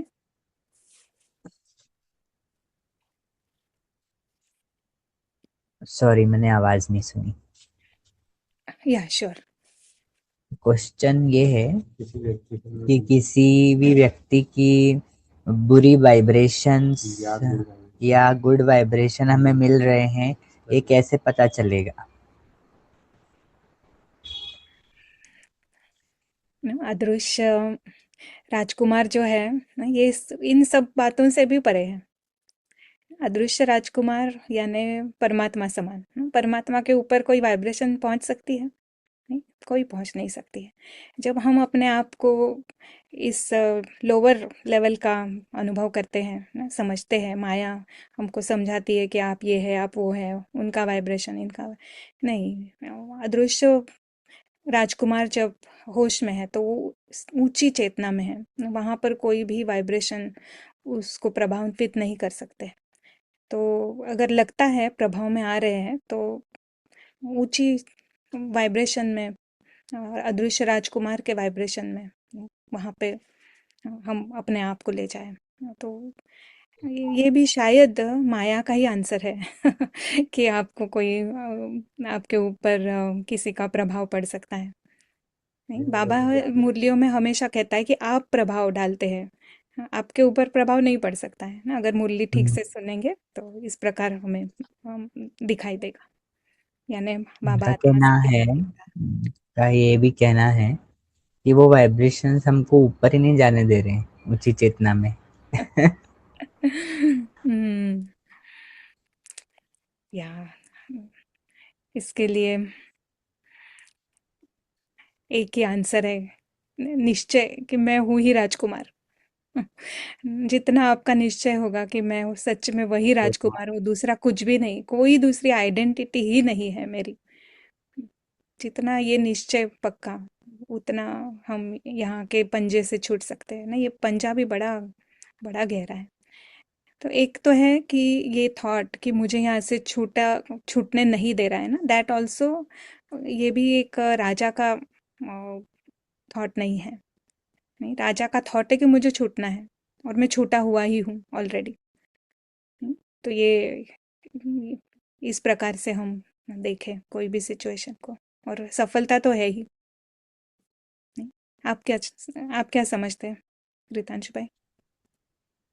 यस, बिल्कुल सही बात है ये कि जब हम यहाँ ड्रामा में फंसे रहते हैं तो हमको लगता है मेरे ऊपर ये प्रभाव पड़ रहा है, ये सब माया के ही थॉट्स होते हैं। लेकिन दुआएं, यस, दुआएं मतलब है कि जब हम जागृत हैं तो सबकी दुआएं अपने आप ही मिल जाती हैं, और सबको दुआएं भी अपने आप ही जाती हैं हमसे। और जब हम निचली चेतना में है तो वही बद्दुआ की स्थिति है एक्चुअली में। यस, सो बहुत बहुत थैंक्स दीदी का। और एक क्वेश्चन और लेंगे लास्ट, वैसे टाइम हो चुका है। यार, ले सकते हैं, ठीक है, अगर इफ आपको टाइम है तो। जब हम किसी को प्रकाश देते हैं वो दूसरी आत्मा तक पहुंचता है कि नहीं, वो कैसे पता चलता है? या ये भी एक काइंड ऑफ अपेक्षा हो गई क्या कि मुझे पता चले किसको मिल रहा है। नहीं, हम दाता है ना, बाबा के बच्चे, और सारे ही हमारे परिवार के हैं, सब हमारे भाई है। जिसको भी मिले, इट इज हमारे भाई को ही तो जगा रहे हैं। और किसी को जगाने में हम खुद जागे रहते हैं। तो ना, जब हम पुरुषार्थ ऐसे निस्वार्थ भाव से करते हैं ना, कोई भी अपेक्षा नहीं, कोई भी फल का भी हम सोचते नहीं है ना, तब तब वहाँ पे कोई भी विघ्न नहीं होगा। वो सकाश जरूर पहुंचेगी, और समहाउ में भी ड्रामा में पता चलेगा बाद में, बट वो भी हम उसके भी बारे में ना सोचे, बस हम करते जाए।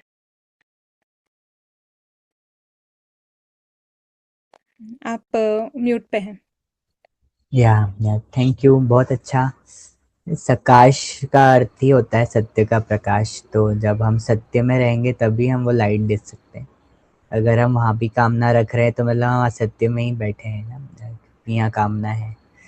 तो बहुत बहुत थैंक्स दीदी आपका, और सभी पार्टिसिपेंट्स का भी बहुत बहुत थैंक्स कि वो आज भी जुड़े। और हमने ये आज रामायण की कहानी सुनी, इतनी सुंदर, कैसे माया के अलग अलग रूप होते हैं, रावण क्या है, सीता कौन है, राम कौन है, सारा स्पष्ट हुआ। तो हम कल भी इसी समय 8 बजे एक नए टॉपिक के साथ जुड़ेंगे, और ये रिकॉर्डिंग आज की आप सभी को कल सुबह ग्रुप में दी जाएगी। एंड एक रिमाइंडर है सभी के लिए कि फीडबैक फॉर्म जो ग्रुप में डाला हुआ है वो एक बार आप ज़रूर देखें, आपको समय मिलता है तो। और आपका फीडबैक हम सभी के लिए और इम्प्रूवमेंट्स करने के लिए लाभदायक होगा। सभी को बहुत बहुत शुक्रिया। गुड नाइट एंड ओम शांति।